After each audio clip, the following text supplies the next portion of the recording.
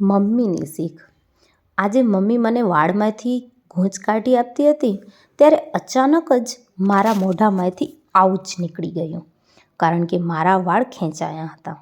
ત્યારે મમ્મીએ મને કહ્યું કે દીકરા, આટલું ખેંચાયું તેમાં તું બૂમો પાડે છે? સહન કરતા શીખ, સહન કરતા. ભવિષ્યમાં કોઈ તને કાંઈ કહેશે તો તું આટલી કમજોર રહેશે તો કઈ રીતે ચાલશે? તારે સહન કરતાં શીખવું પડશે.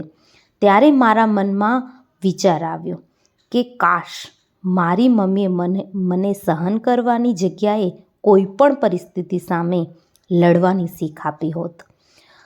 આ વાતની ખૂબ જ નાની છે. વાળ ખેંચાવા, મમ્મીનું કહેવું સહન કરતા શીખ, પરંતુ આ વાતને મોટા પાયે જોઈએ તો લગભગ એ દરેકની મમ્મીએ આવું જ કંઈક શીખવાડ્યું હોય છે. એટલે કે જ્યારે એનો પતિ એના ઉપર હાથ ઉપાડે ત્યારે તે સહન કરી લે છે. જ્યારે તેની નણંદ તેને તાણા મારે છે ત્યારે તે સહન કરી લે છે. જ્યારે તેની સાસુ તેની સાથે દુર્વ્યવહાર કરે છે ત્યારે તે સહન કરી લે છે.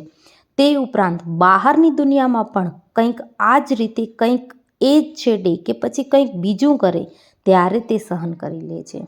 એની સામે તે ક્યારેય પણ લડતી નથી કે પછી અવાજ પણ નથી ઉઠાવતી.